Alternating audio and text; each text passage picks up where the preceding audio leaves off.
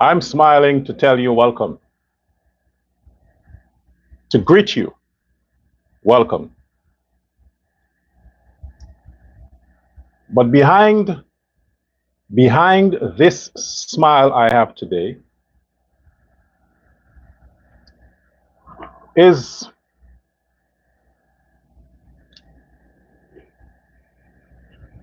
anger.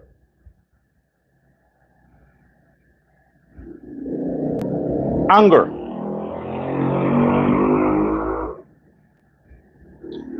I realize that you have to be in my position. Yeah, let me fix this. You have to be in my position to understand the level of what I have to experience on a daily basis to pretend. Yes, I pretend.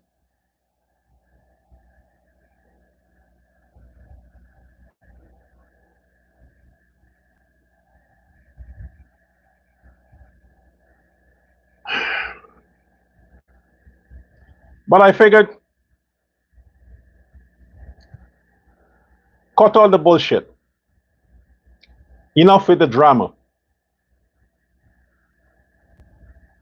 Let me speak truth to facts. Enough with the drama.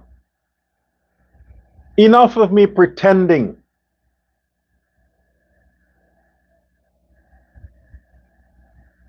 If I am known a certain way, I can't win all the souls. I cannot save Guyana. I can't win all the souls. I'm not here as a prophet or a bishop or some religious leader to speak to the conscience of the Guyanese people. No, I'm not. I am Dr. Love Persaud. Persaud means precious gift. I need to be that precious addition to the Guyanese experience. I need to be that gift. I must be a gift to you. And a gift is supposed to bring a certain sensation with it. Regardless of what is in the box, the recipient is always in a mood of pleasantness, joyousness, relaxation, blissful anticipation, always in that mood when they are receiving a gift. Most of the times, the recipients of a gift are never really disappointed. They don't expect it.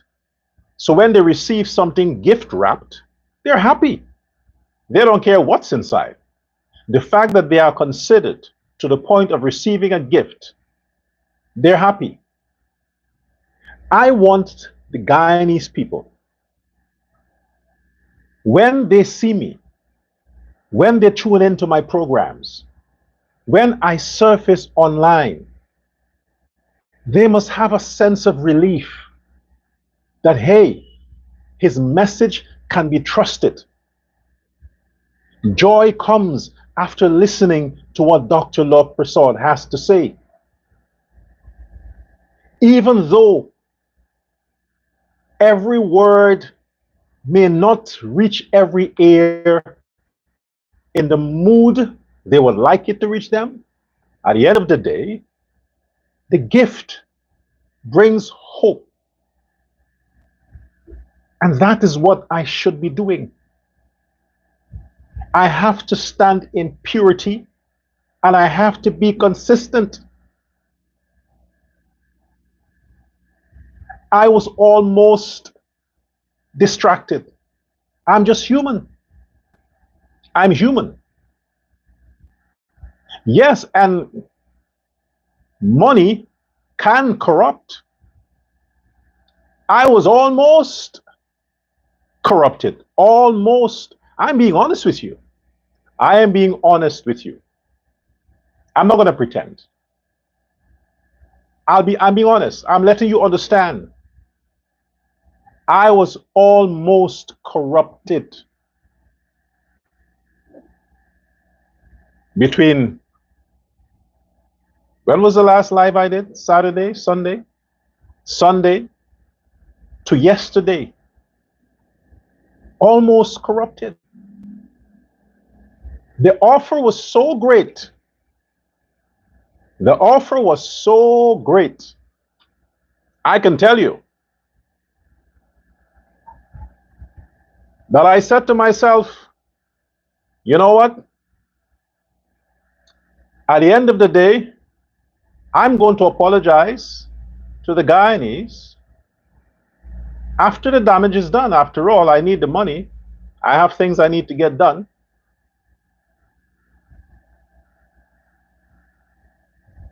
It was so great.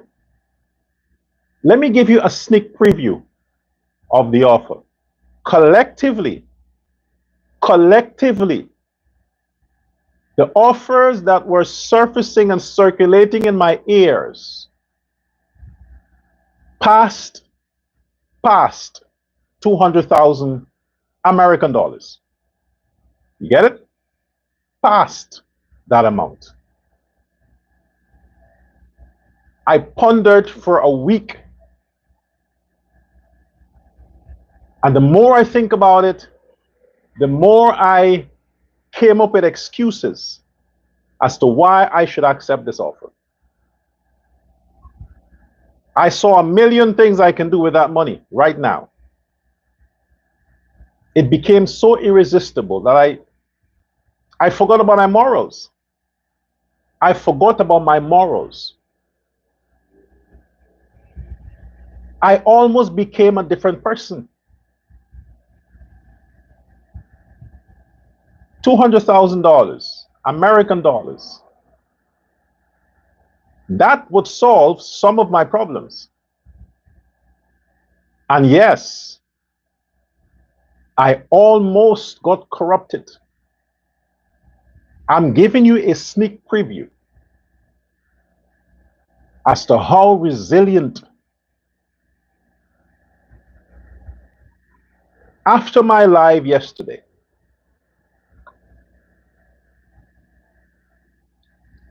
last night, hear me well, follow word for word what I'm going to be saying now. Last night,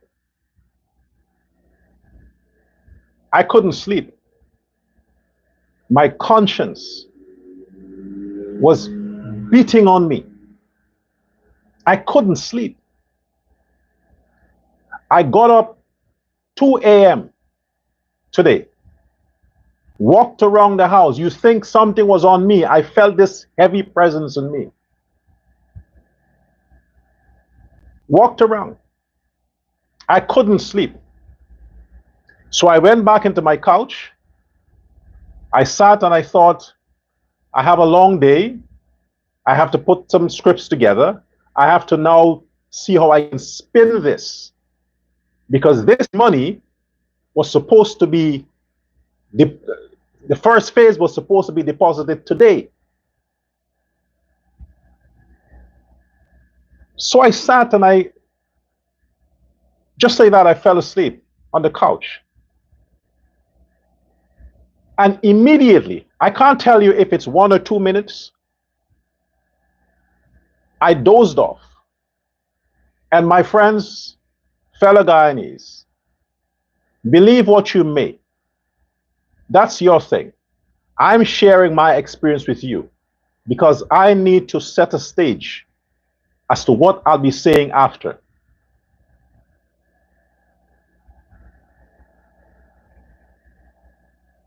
Upon closing my eyes, oh, by the way, I turned the television on and I wanted to have a distraction because I couldn't sleep. Remember that. So I tuned in. I wanted to look again at the launch of the manifesto of the PPP. So I clicked on it. And the part that I stopped, it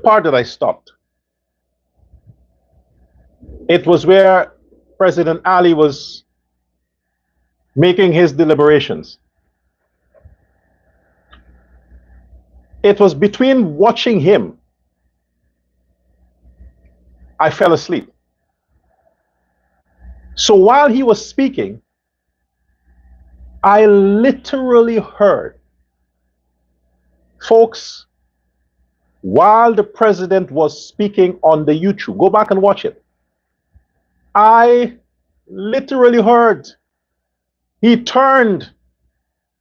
I was watching this about around 2:30 this morning. Quiet everywhere, silence. You could hear a pin drop. The president turned and spoke directly at me.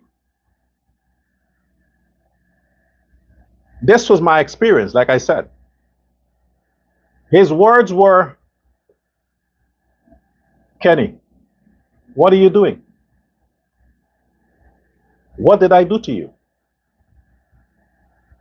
I'm like, huh? So I had to, I'm like, what's up here? He's like, "Kenny, what are you doing? What did I do to you? Why are you doing this?"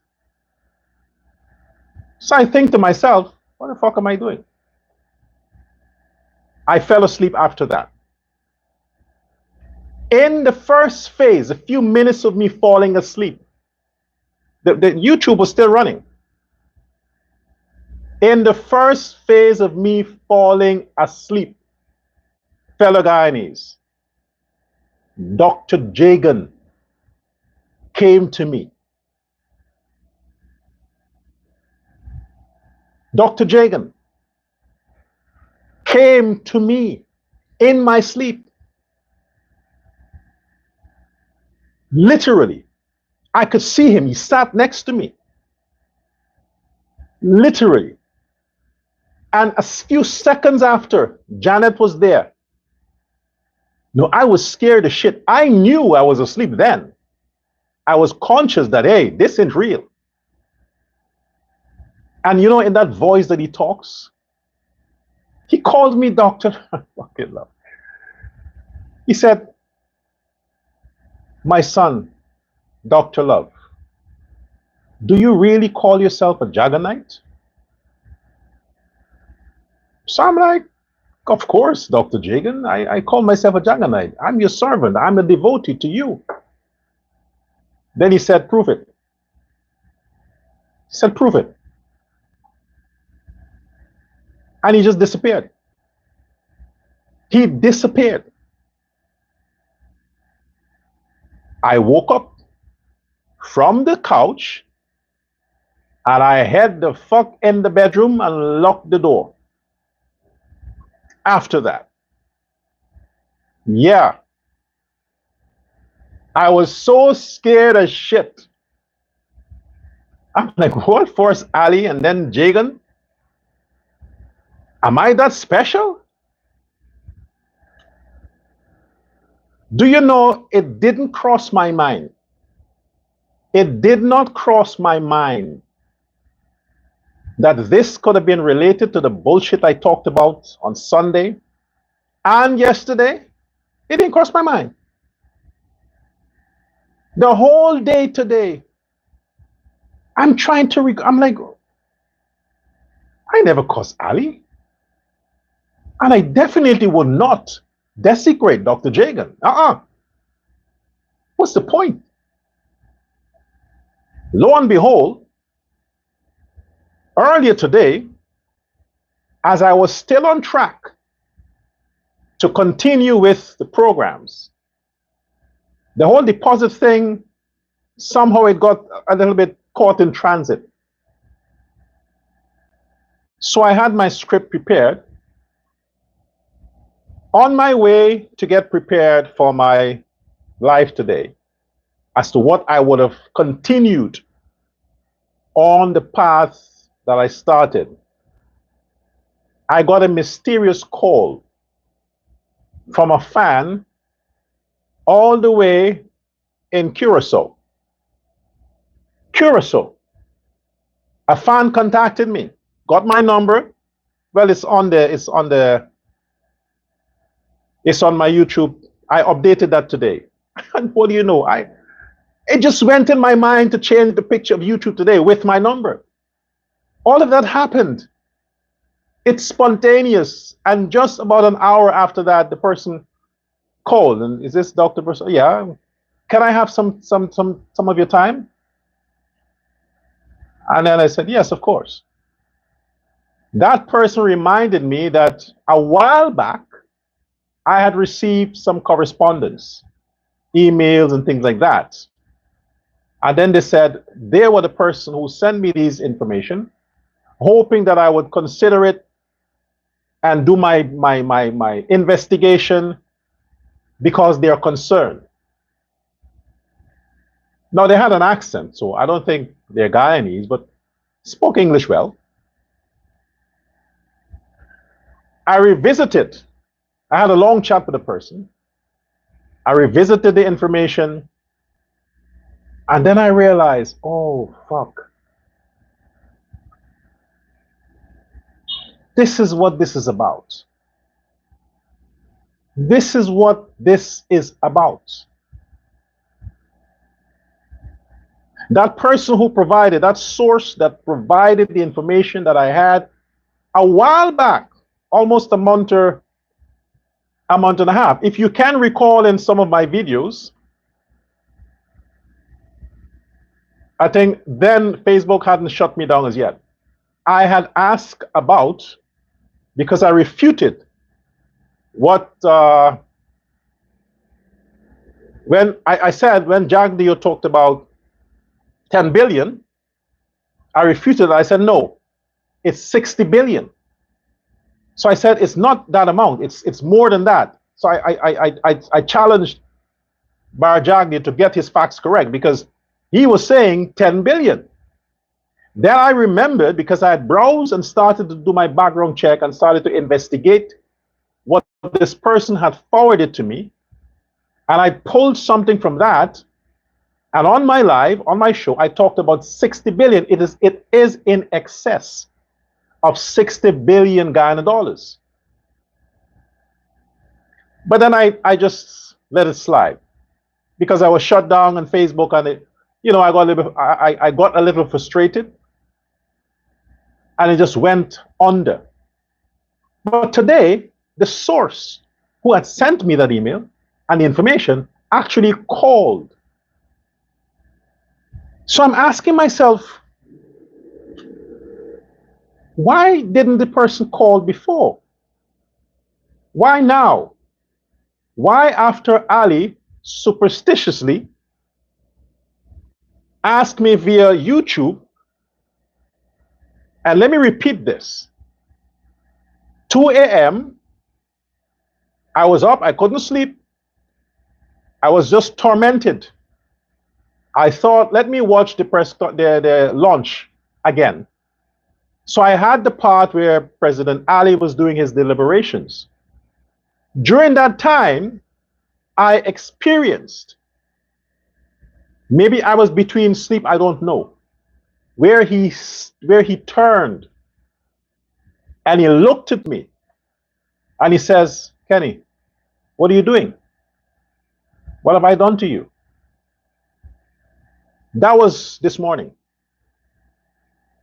I took that literally. Now, don't go watching the show and hoping that you would hear Ali says, Kenny, no. I hope you understand what I'm saying. I'm saying it was my experience between sleep and wake this morning at 2 o'clock. And shortly after that, you see, I have to repeat this because there are a lot of people who somehow don't understand. I don't know how, but they keep missing the point. It takes time to me having to repeat myself, but I'm doing it so I get the point clear over. After that happened, I fell asleep. Immediately upon being unconscious in the world of sleep, Dr. Jagan appeared to me. A few seconds after, I saw Janet with him. And he says, the question he asked is about, he questioned my loyalty, question like if I'm really a Jaganite. In other words, you know, your actions must speak. So what I interpret from that, the whole day I thought about it, I interpret that to mean Jagan was saying to me, don't be a hypocrite. The people may not know the deals you're making behind the scenes, but they are believing that you are a true Jaganite at heart. But I know because I can see what they can't. So I'm coming to you and I'm asking you, prove to me that you are a true Jaganite. Your belief, some of you, is your belief. Whatever you want to twist this and say, please. I am extending my personal experience and how I interpret that. Don't come with all that Christian bullshit about ghosts and demons. Please don't corrupt my point, my message with what I'm trying to say. Please don't. Keep that to yourself. Following that, this person called me. Hadn't called before, called today. Happened to call today when everything happened. The same day that Ali spoke, Chetty came, this person called me and reminded me about the correspondence that was forwarded to me. Then I recalled, yes, I did took a few out of it, but I did not extensively deal with it. So I had to, oh, and then, like I said before, a deposit of that huge sum of money was supposed to be made available today. Somehow, something happened. And it was rescheduled for tomorrow. Somehow, it didn't, because if it had come through, and I had accepted the man's money, I couldn't turn around. I had to go ahead and continue on what I started. I had to, because I'm a man of my word. And at the same time, I would have disappointed a lot of you. I would have hurt a lot of you, disappointed a lot of you, and it would have been selfish of me, not thinking about the future. Because how can I allow myself to be corrupted for a meager 200,000 American dollars, meager 200,000 American dollars, and then ask you, the Guyanese people, to trust me as your messenger and to believe in my message and to hope that when the time comes and I am your Home Affairs Minister, I can deliver undefiled, true, pure justice. How can that happen? My conscience fucked with me. So I'm telling you now, I am so happy that that deal did not go through. Today, yes, I am 200,000 American dollars broker. I mean, there's no word as broker, but I don't have it, but I'm happy. I'm happy that the energy of our hero, our God. Oh, yes. I say God so that some of the nice Christians would understand that Jesus said, that the Bible said, in his image and likeness, he created us. Ye are all what? Sons and daughters of who? God. So if we are sons and daughters of God, what does that make us? Humans? No, gods. So Dr. Jagan, who is with the ancestor and is watching over the country that he saved, is one of our gods. We have reverence for Dr. Jagan and his queen, Mother Janet, reverence to them because their lives showed the divinity in them, the purity, and the greatness that they brought to that nation. Unlike Barnum, he is not a son of God. That's the devil we're talking about there. The devil. I need to be so explicit so again the average listener can understand where Dr. Prasad is coming from. So I want to thank first President Ali for speaking to me through YouTube and knocking some fucking sense in my head. And I want to reverence the God Dr. Jagan for visiting me and challenging me to show my true character as a Jaganite. Challenging me. Dr. Jagan, in your spirit, I accept your challenge. I accept your challenge. And I will do what I need to do to make sure that Guyana continues to prosper in your name, sir. Now, let's start this series now on saving Guyana. I think that's the mandate Jagan placed on me. Use the platform, use the resources, use the sources that he will funnel. Somehow he would funnel them to me to provide me with whatever content and information I need to educate the Guyanese, those who are available, so they understand Guyana as a country, Guyanese as a nation needs to be saved. Needs to be saved from the devil that is wearing a fucking suit in blue. Yes.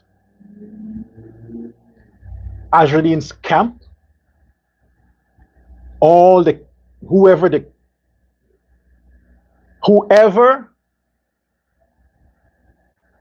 you can keep your fucking money.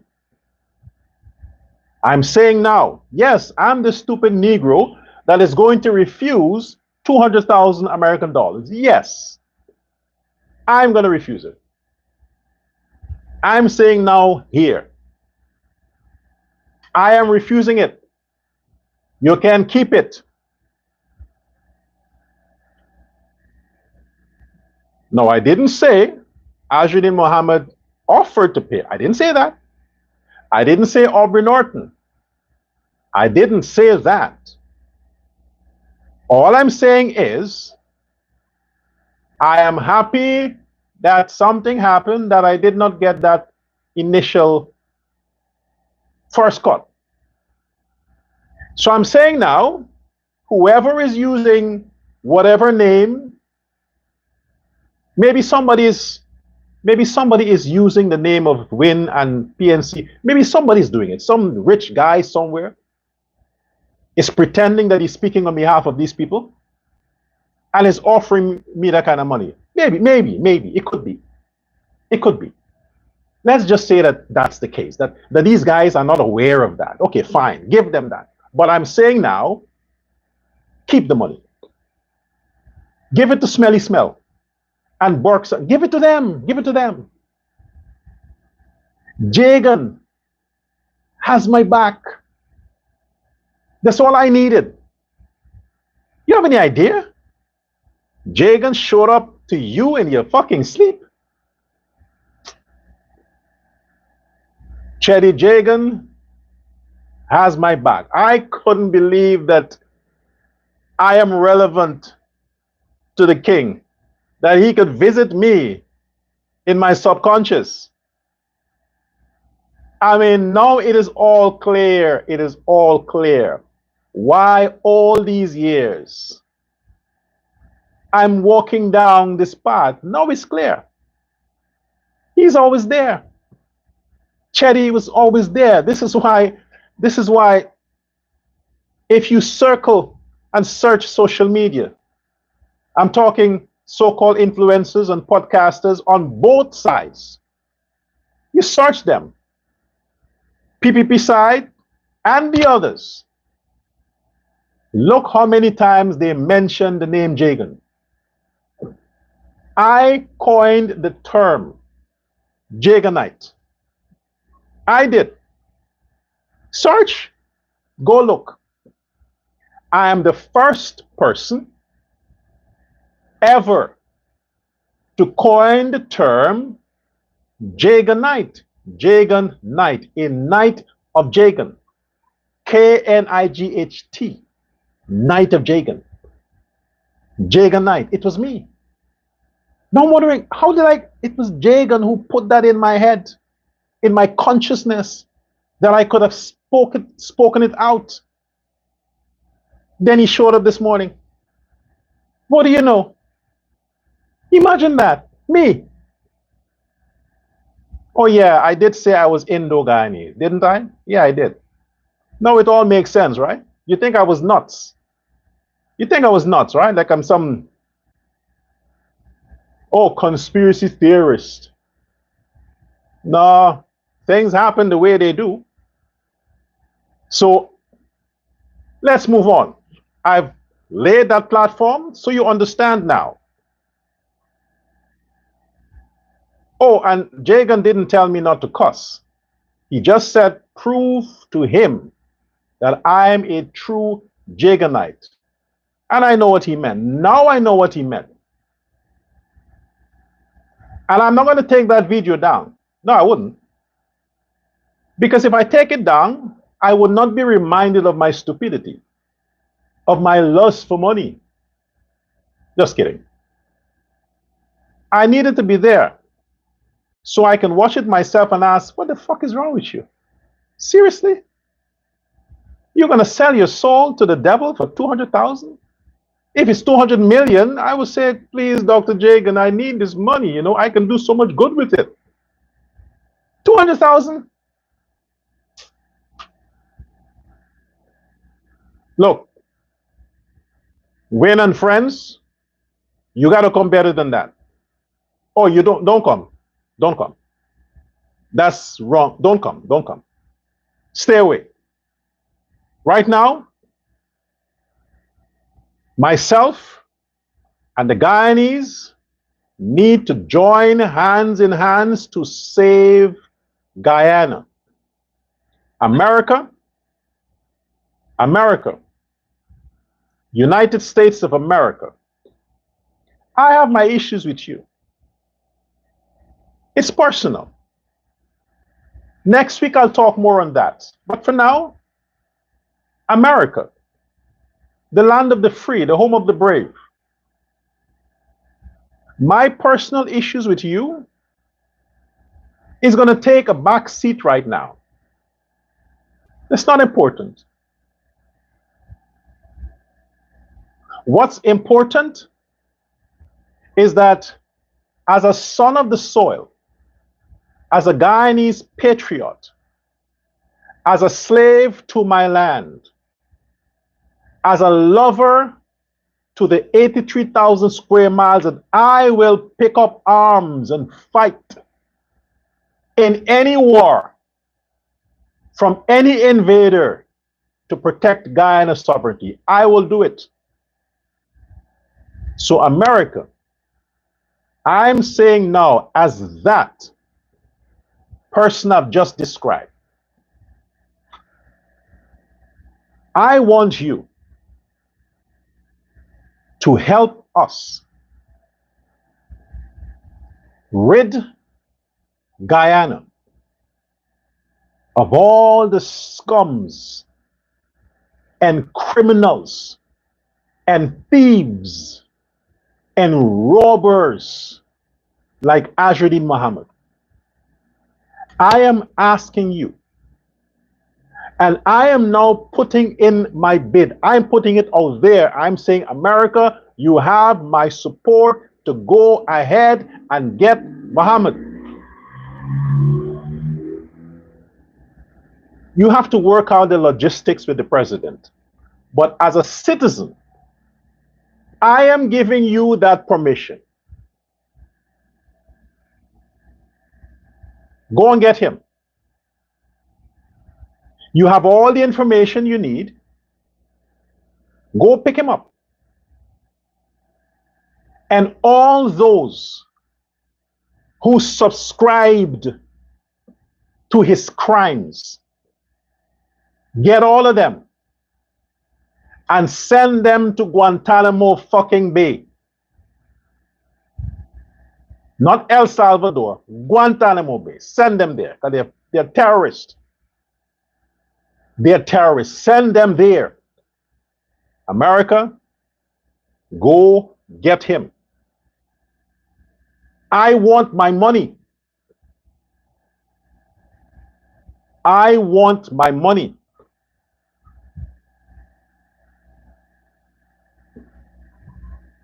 Oh, I'm not talking. Remember, I'm finished with that whole 200 stuff. I'm finished with that.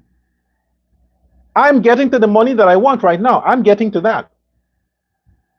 Now, Guyanese, these are some questions I need you to ask Azzuddin Mohammed and his people. I don't want to crowd the show with all of that today, but I'll start a little by little. Jagan got my back. Cherry, the God. We got to save Guyana. America is not going to come and invade the country to deal with our criminals. They will help us, give us the tools, support us, but we have to do the rest. If it comes to difficult times, then we can call on them. But they have already given us the weapon to rid that country of those criminals. They have already given us the weapons. And what are the weapons? The information regarding why this man was sanctioned. And that is just a start. That's just a start. I said before, when Smelly Smell, fuck it, Melissa Atwell, said she received 35,000 American dollars from Ashruddin Muhammad. I said, sanction the...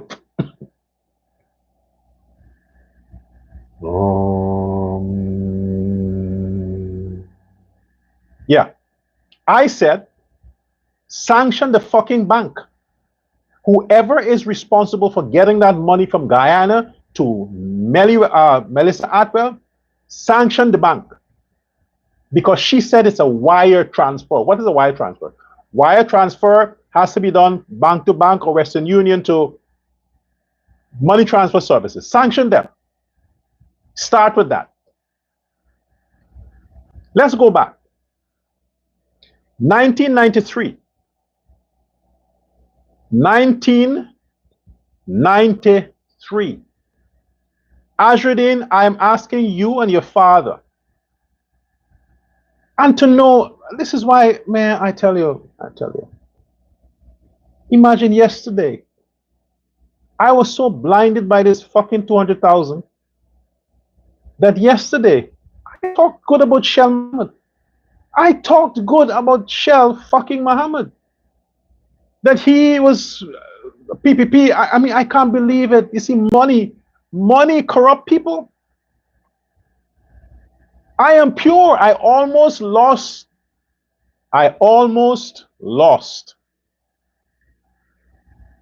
my purity, that I was never involved in any kind of corruption.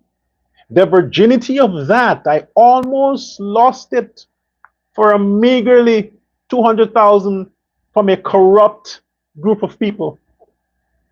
I didn't say it's Muhammad or Norton. I didn't say that. I say you interpret it how you will. 1993 to 2013.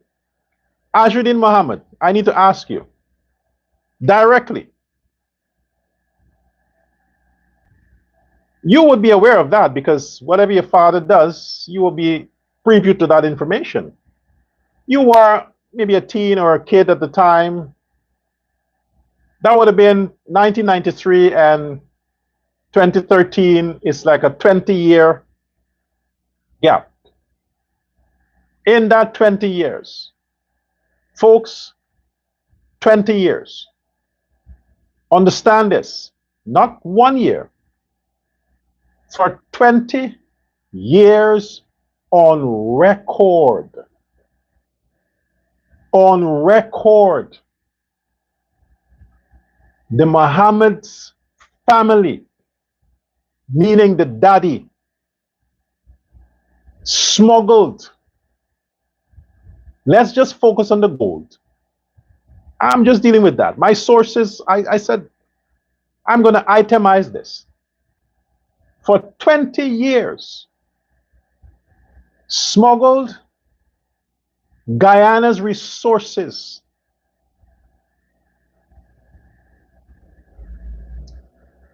At the time, you had to pay a 7% tax on gold when you sell it.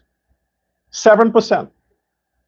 And that gold was supposed to be sold to Guyana's Gold Board, GGMC.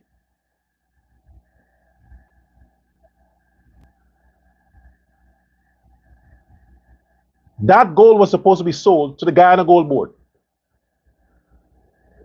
Guyana Geology and Mines Commission.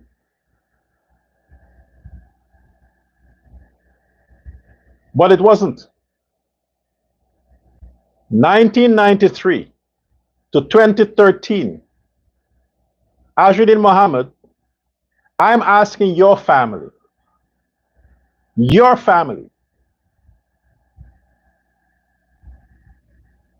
did your family smuggled gold from Guyana via Curacao from Guyana by virtue of shipping trawlers? You know the shipping trawlers that goes out, and a lot of these guys pretend they're fishing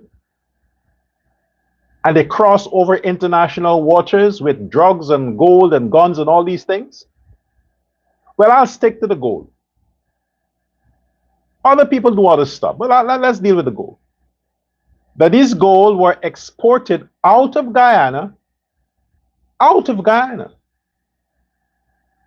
via these fishing trawlers into the international waters, landed in Curacao, because Curacao has what you call an open trade, free trade. You don't pay taxes. You can take your stuff there, and from there, you can ship it to whatever country, whatever this destination you wish to land without paying taxes. You don't pay anything to the Curacao government. That's their policy. I don't know if they update it, but at the time, it was free. So, Azudin, you took the gold, allegedly,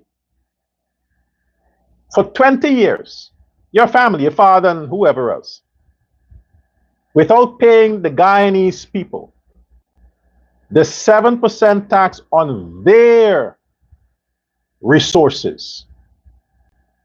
Remember, we are fucking around ExxonMobil, we are fucking around Shell, and all these oil companies for what? Royalty. You need to pay us. The oil belongs to us. We need our fucking commission. Oh, that is too small. We need more.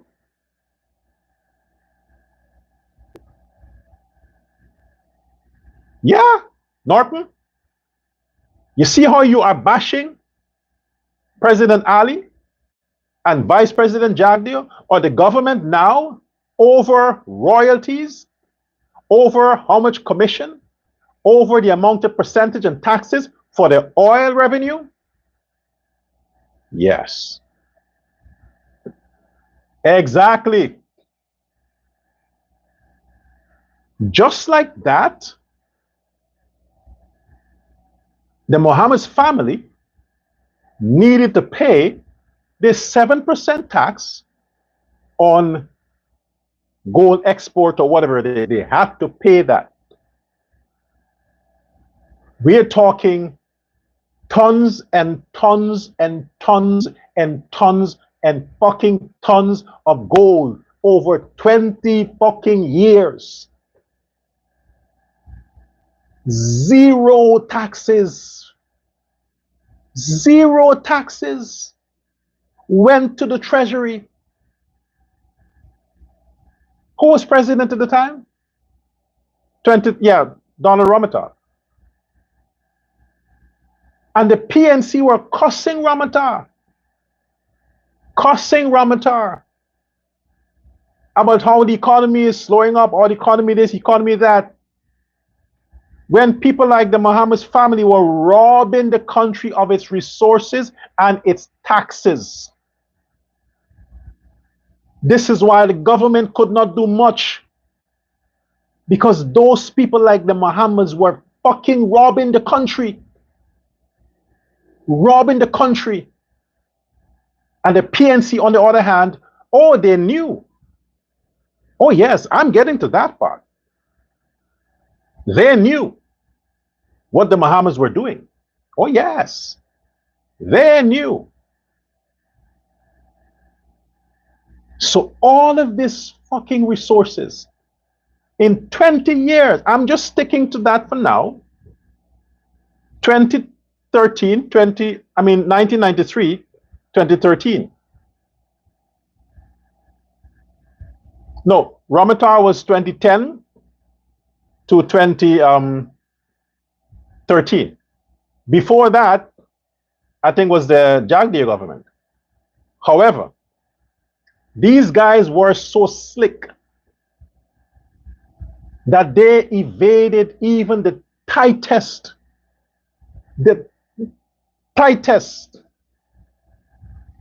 government's regulations under Jagdeo, under Ramotar, the tightest.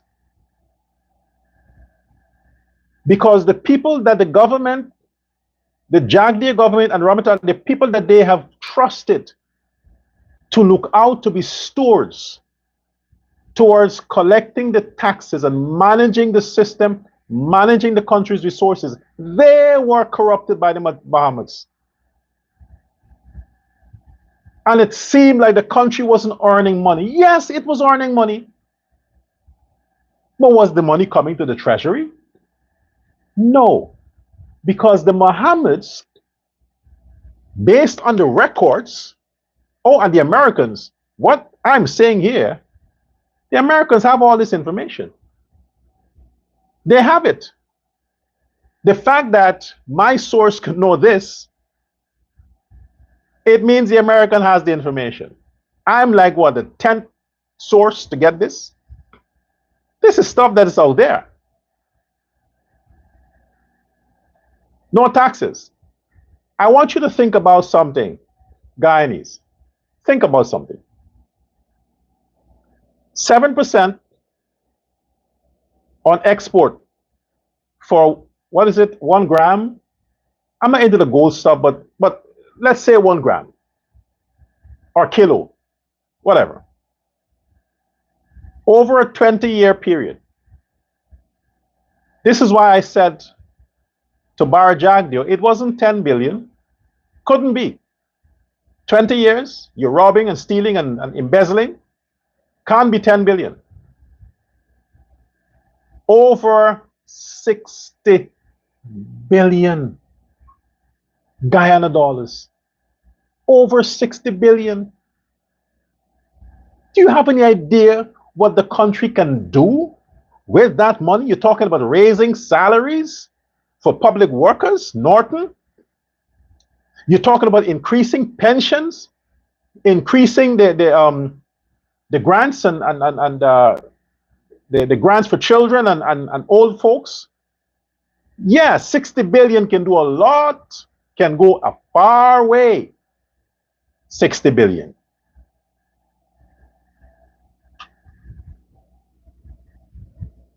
But not a cent. The country didn't see a cent of that money. They smuggled the gold via their trawler at Friendship on the East Bank, the fishing stuff, smuggled the gold via that fishing vessel into Curacao, from Curacao, ship it to America at a mint factory. Is a Republic, was it? Republic, I made a note of the name of the place.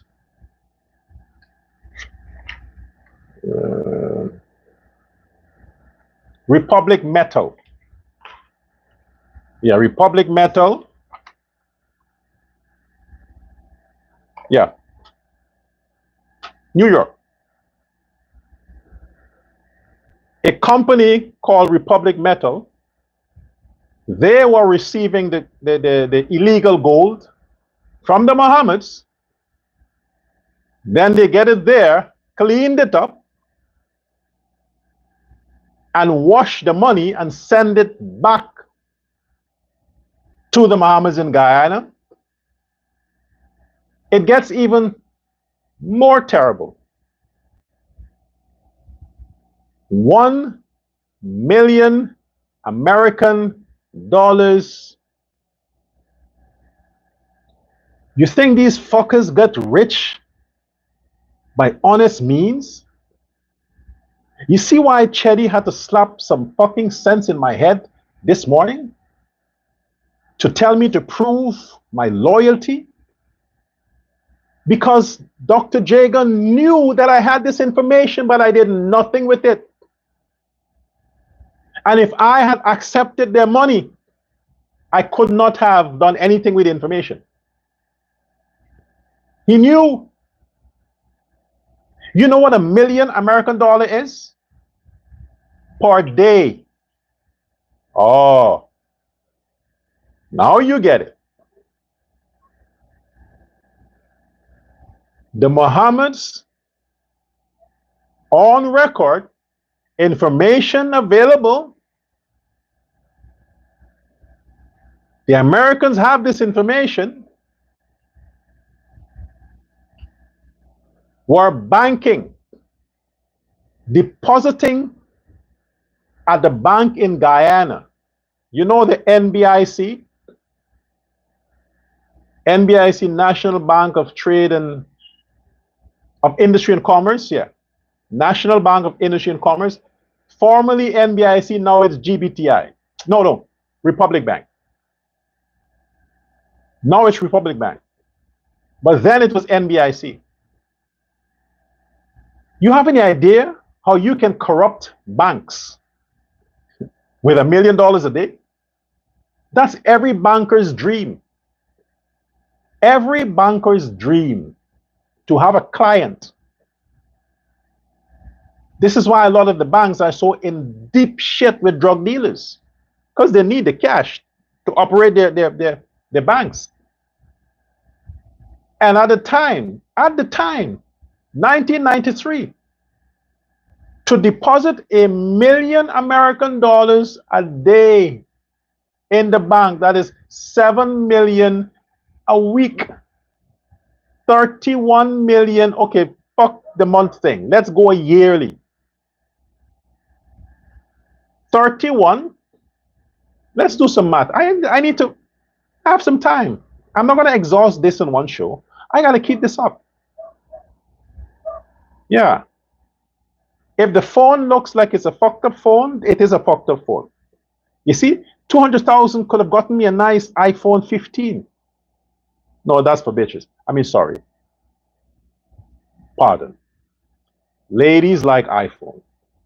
Is Samsung the latest model? Yeah, I could have bought a nice Range Rover and a fancy something somewhere. Yeah, well, dreams are meant to keep you asleep and keep your fucking money.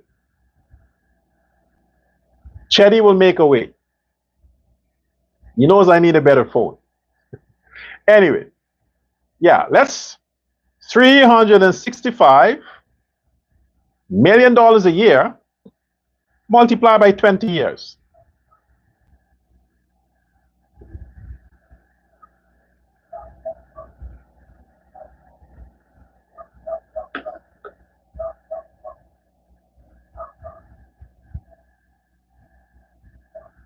Almost 7.3 billion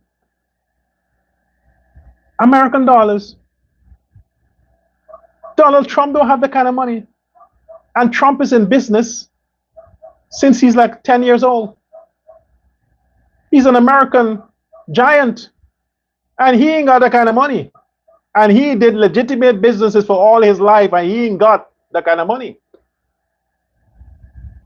And based on this information, the Mohammeds would have robbed the Guyanese taxpayers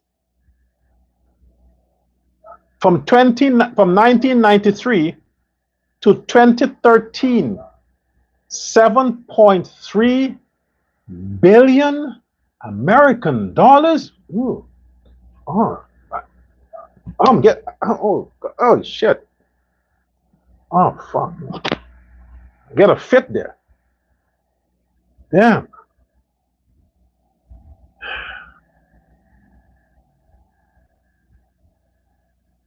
$7.3 billion US dollars.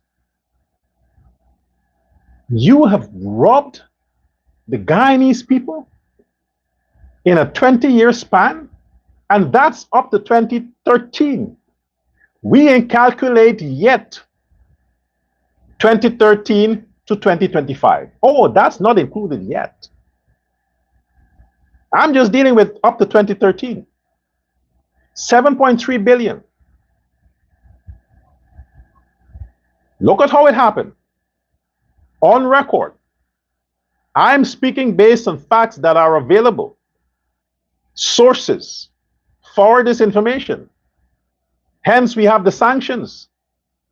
Hence, the Americans are telling the Guyana government, go get your fucking money. Seize their properties. Get the people's money.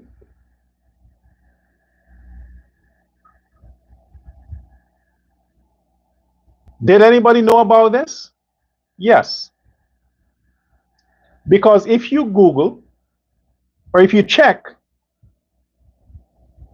There was a time, I think it was also 2013.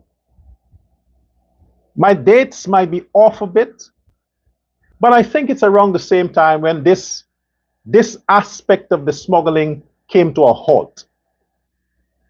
When a trawler was robbed, some of you may know this, by 6 gunmen robbed a trawler with gold. Remember that story? Well, the gold had belonged to the Mohammeds. The whole route, the Curacao route, ended after that.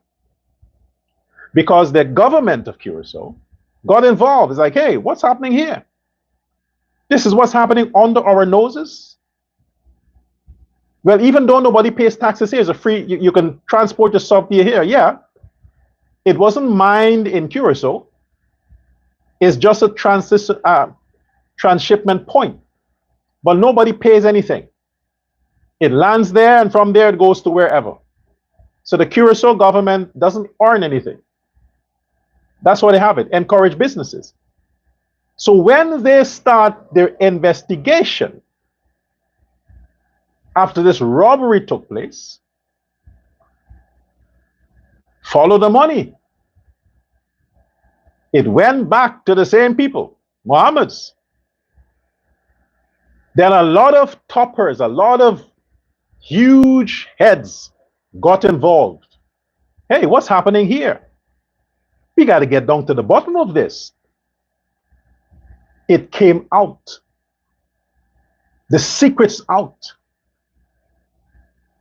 And if you can remember, one of the loudest voices in the Guyanese parliament that was constantly talking about it and pushing it and calling for investigation and all these things was Kemraj Ramjatan. Kemraj Ramjatan was constantly talking about the whole gold smuggling, trawler issue, the Mohammeds and this. Oh yeah, he was. He was one of the main voices calling for justice against the Mohammeds.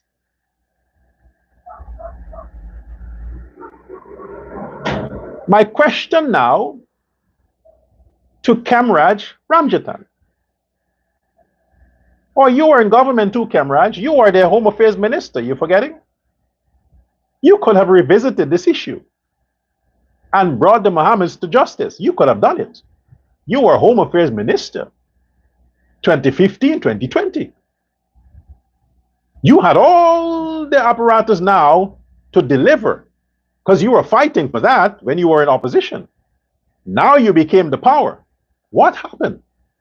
What happened, Kemraj? Well, according to my sources, I want to ask Kemraj Ramjatan. I'm asking you, sir. It's a question. Were you paid $2 million Guyana dollars to shut the fuck up on the Mohammed smuggling case? Yes or no? Kemraj Ramjatan. It's a question. I'm not saying conclusively for a certainty that you received $2 million bribe to shut up. I am asking you, sir, have you received $2 million Guyana dollars cash to stop talking about the Mohammed's smuggling issue with Curacao and the whole ship thing? Yes or no? Take your time. Answer when you can. Secondly, if the Curacao authorities had gotten their way, if the corrupt officials in Guyana did not bury the story, destroy the story, and when I'm talking about corrupt official, I'm talking about GGMC at the time, Guyana Geology and Mines Commission, with all the agencies that supports criminal activities stemming from licensee or license owners who operate and mine gold and other resources that comes on the GGMC. So I want to ask people like the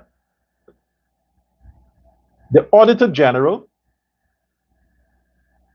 not the Auditor, the GGMC General Auditor, I think it's Auditor General. I want to ask that person, and I also want to ask, there is somebody called Rickford Vera, who was also commissioner, GGMC commissioner at the time. I want to ask Rickford Vera, I don't know where he is right now. Is he in Guyana? Is he? I don't know. But if he's there, these are questions I have. Rickford Vera, did you collect 4 million Guyana dollars to destroy the evidence against the Mohammed and the gold smuggling ties to Curacao? Did you destroy the evidence? Question. Did you receive 4 million Guyana dollars to destroy evidence that would have put the Mohammeds in jail since then for more than 50 years? They would have been wanted by the Curacao authorities. Did you destroy the evidence?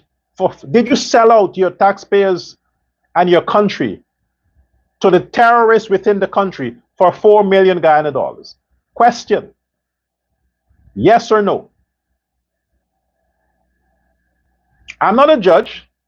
You're not in court. You're not on trial. But I'm just asking these questions because the subject matter here is the man who wants to be president, Ashidi Mohammed. He wants to be president. And as a private citizen with no powers of government, his family allegedly robbed the Guyanese taxpayers, revenue department, over 60 billion Guyana dollars just within the years 1993 and 2013. Just for those years, 60 billion. From 2013 to now, I'll get on the next episode on this, Saving Guyana. I'll deal with more facts on that. Because if you have people like Kamraj Ramjatan, who was Home Affairs Minister, who was a parliamentarian in the PNC, AFC stuff, in government.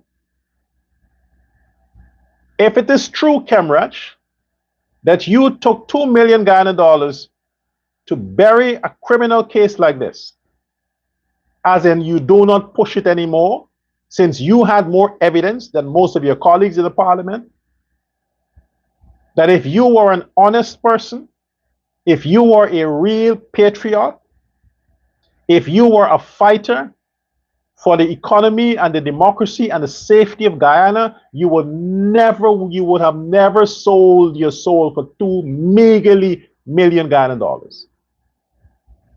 Just to stop talking about this Mohammed issue, allegedly. Answer the question. Did you take the money?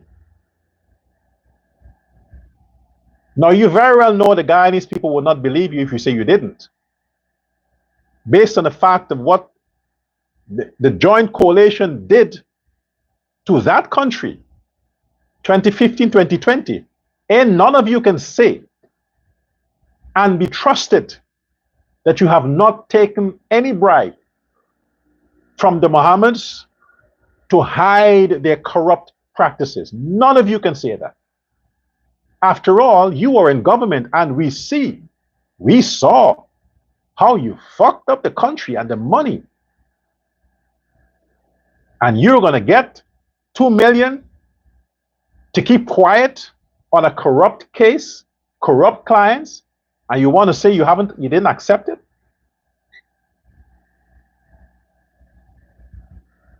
Allegedly. So answer that question, Comrade Ramjatan. Answer the question. Because the AFC is still trying to get back into,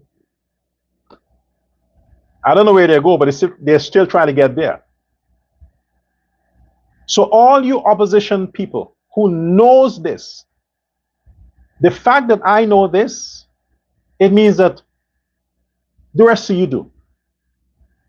Are you telling me that the Muhammad's family paid all of you to shut up? Well, yes, they can afford it. 60 billion in 60 million. It in 600 million.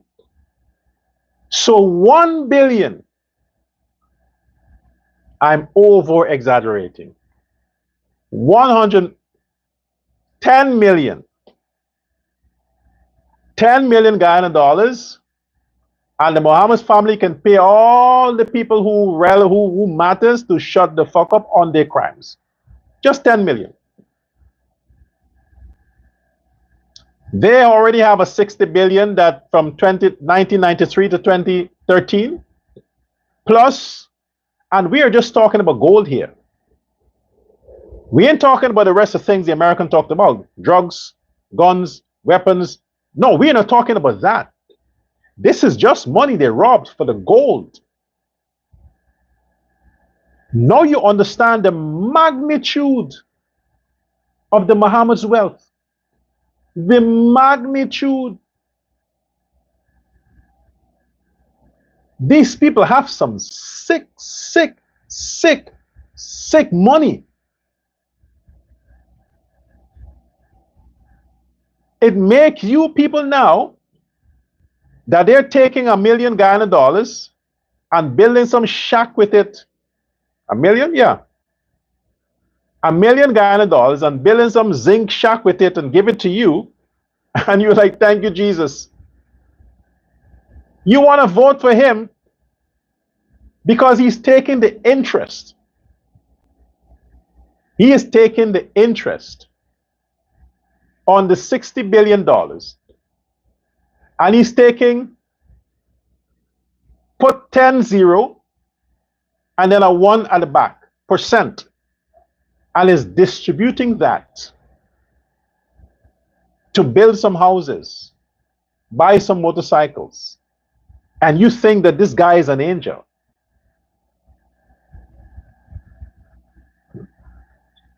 Let me tell you how that is translated too. A husband is earning 1 million Guyana dollars a month. Not Aubrey Norton, don't get it twisted. I would not degrade a woman like that to ever suggest that Aubrey Norton can be somebody's husband. I wouldn't do that. But yes, he gets $1 million Guyana dollars. Lucky you, Norton. But for you to understand what I'm saying here, a husband is earning $1 million Guyana dollars a month.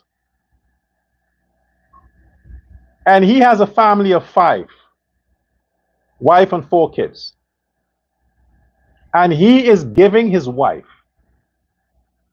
10,000 Guyana dollars to run the house. And she is thanking Krishna, Allah, and Jesus for this husband. Oh Lord, thank you for this man. He is so kind and so generous. He is earning $1 million Guyana dollars a month. And he's so kind that he's giving his wife 10,000 Guyana dollars to take care of the household and 4 children. Oh, he's so kind, Lord. Bless this man. You see how I break that down? Because I want you to understand. So all these poor people that you're getting a sweetie from the Mohammeds, he is the husband that is earning $1 million a month, but instead of 10,000, he is giving you 50 Guyana dollars. 50. What can you buy with that? Condoms? An egg ball? What can you buy with 50 Guyana dollars? You get the scenario?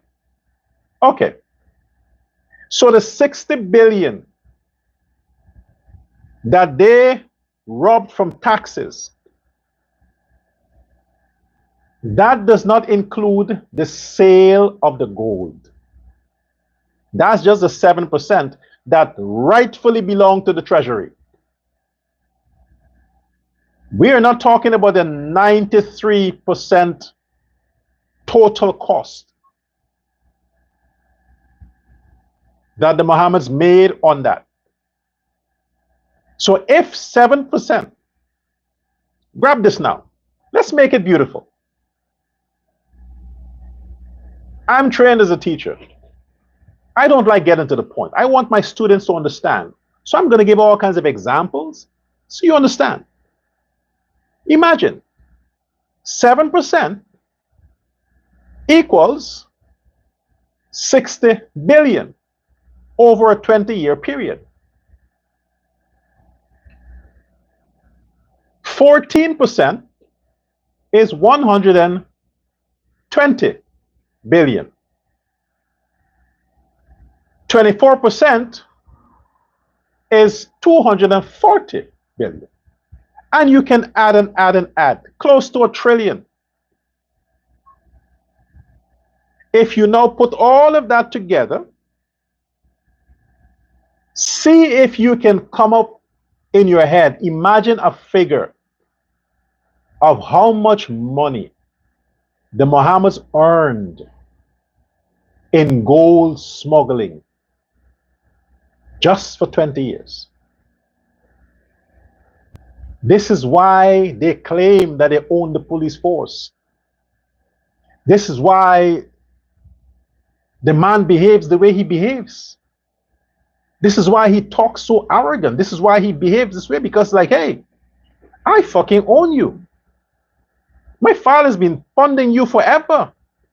We have so much money, we can buy every judge in this country. That's why he behaves like that. Because try to wrap your head around the amount, the volume of money. Billionaire? Oh no. Don't be so modest. Mohammed's family, don't be so modest. You guys are beyond that. You're trillionaires. Trillionaires. Billionaires. Oh, we have no.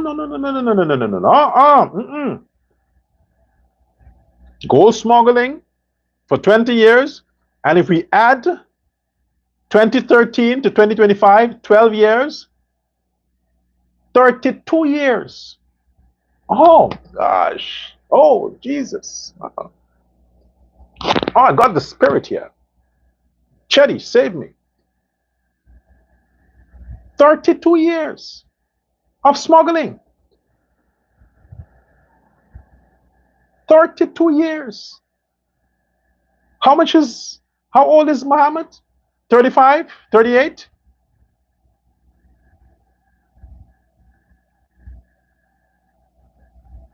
And he wants to be president.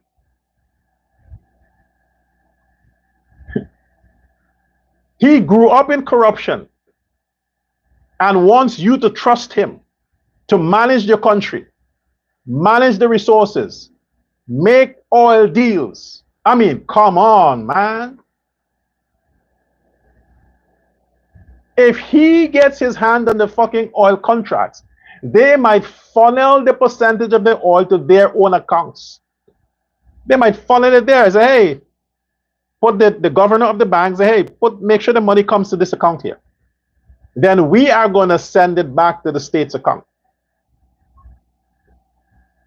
Do you understand what's at stake here, Guyanese? You understand what the fuck is at stake here? You see why the Americans have to be so harsh? Because it seems like we are not getting it. It seems like we are not getting it. I am telling you now, I almost got fucking corrupted.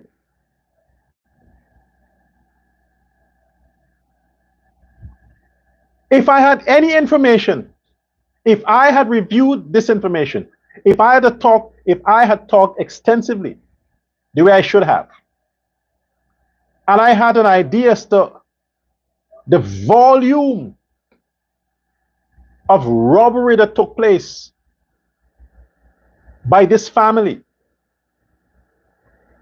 and I had intended to be corrupt, I would have said, are you out your fucking mind? You want to buy me with 200,000 American dollars and you stole billions? No, man. You're insulting, man. You got to come with from 100 million up. But I didn't know exactly who the deal was coming from. And I didn't take the time to review the information or talk to the source. Thanks again to Chetty that he knocked some sense into my head and said, hey, what the fuck you doing? Prove your loyalty. Dr. Jagan, this is me proving my loyalty. I turned down all this money for decency, because I'm a patriot, because I want the Americans to understand that Guyana is not a corrupt country. There are a few who took advantage of the lack of monitoring system that we have, took advantage of some of the corrupt officials that we have. A few. But most of Guyana and Guyanese are decent, hardworking, patriotic people who want the best for our country. GCOM, I am disappointed in you. I would never point a finger to say that you received money to approve this thing. I wouldn't do that. I would not do that. But you are trusted as an impartial body that is free from political interference to deliver what is right to the Guyanese people. And you should have never, if you wanted to make, if you didn't trust the information from the Americans, hire private detectives. You have your CID, you have your police force. Forget about SOCU. Forget about SOCU. There are many ways of going around getting information and validating and vetting information. These are things that were known. This Curacao issue was known. The robbery with the trawler was known. Comrade Ramdatan was talking about this in the public, in the parliament. Everybody in the fucking parliament knew about it. Suddenly it just disappeared. Now the man is presenting himself like this angel, going around people, playing on their emotions, pushing himself as a trusted agent.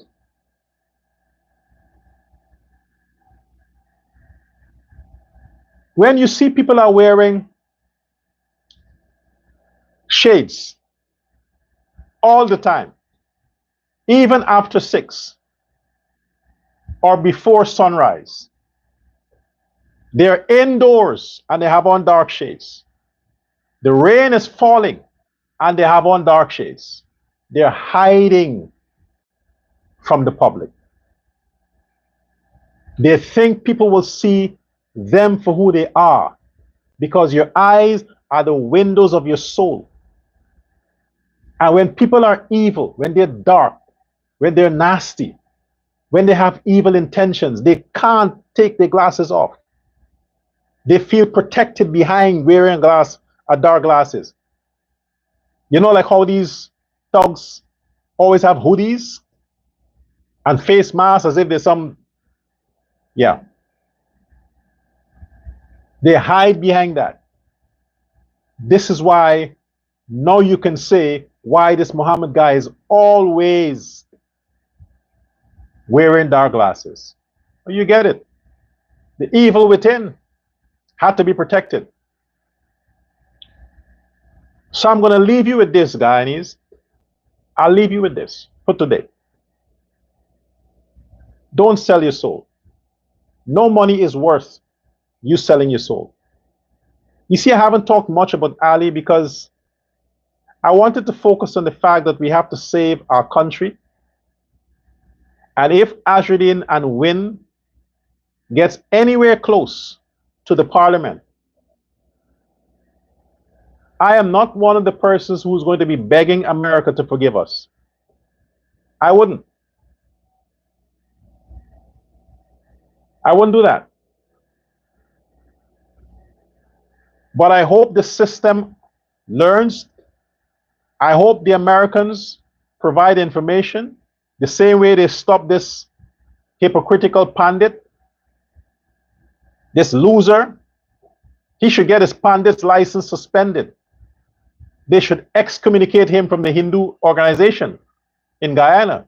That pundit, fucking loser. They should revoke your pundit's license. You are a disgrace to Hinduism, a disgrace. One of the purest religion you claim to represent, and you knowingly go and associate with that level of criminality, thinking people will trust you because you are a pundit. Well, you have just lost that trust. Disgraceful. They're right to suspend you just for a few dollars. The man can afford it. He can afford to buy all them hypocritical pastors and pundits, and he can afford, because why? He ain't pay his taxes. Crime hanging over his head. GCOM, you should not have allowed this man to enter into the political arena to desecrate that wonderful playing field.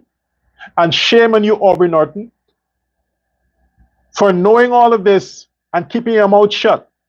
Now people will think that you also collected money to shut up on the Muhammad's issue.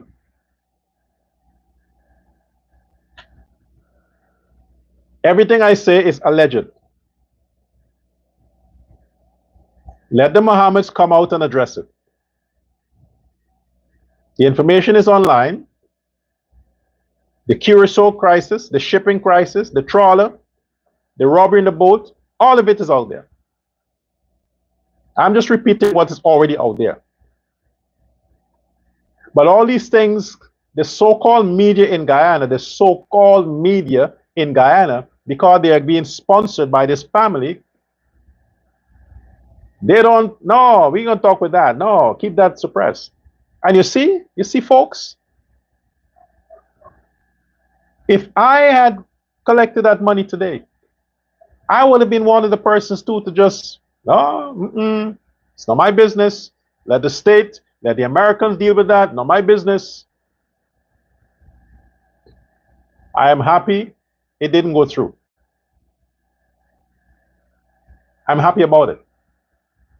So yes, I'll go to bed tonight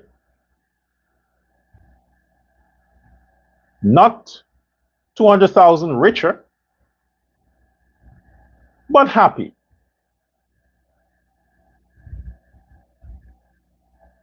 So until our next installment to Saving Guyana, I will deal with the whole,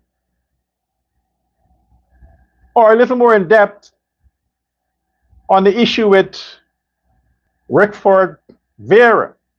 Oh, not Bork, fuck Bork. Rickford Vera, the former commissioner of the one that allegedly took $4 million to destroy the report on the Mohammeds from the Curacao authorities. I'll deal with him and more.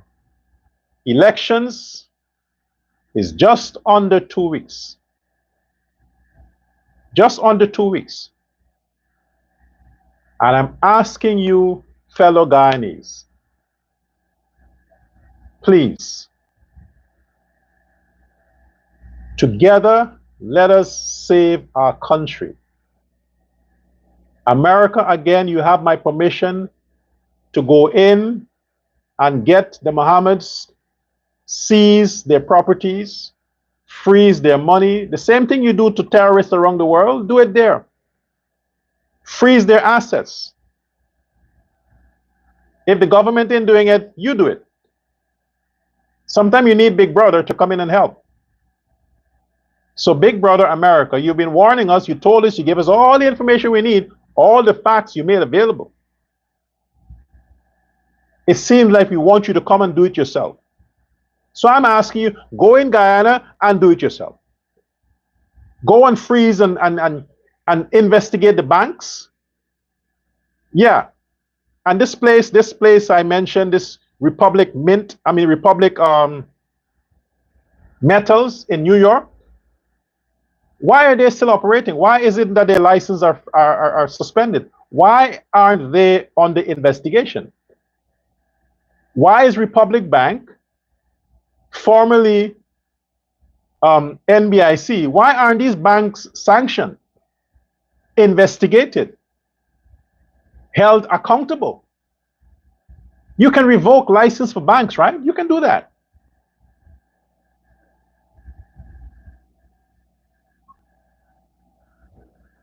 Allegedly.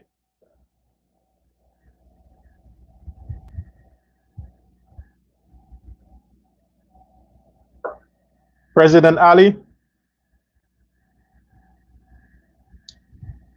if I said anything that offended you,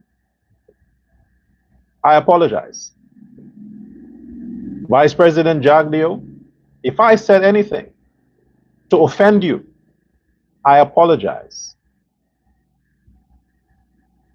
I understand what's at stake. I understand what you're dealing with.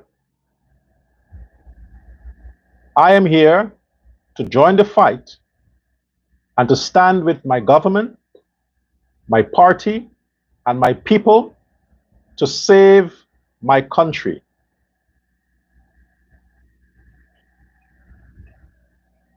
Sitaram.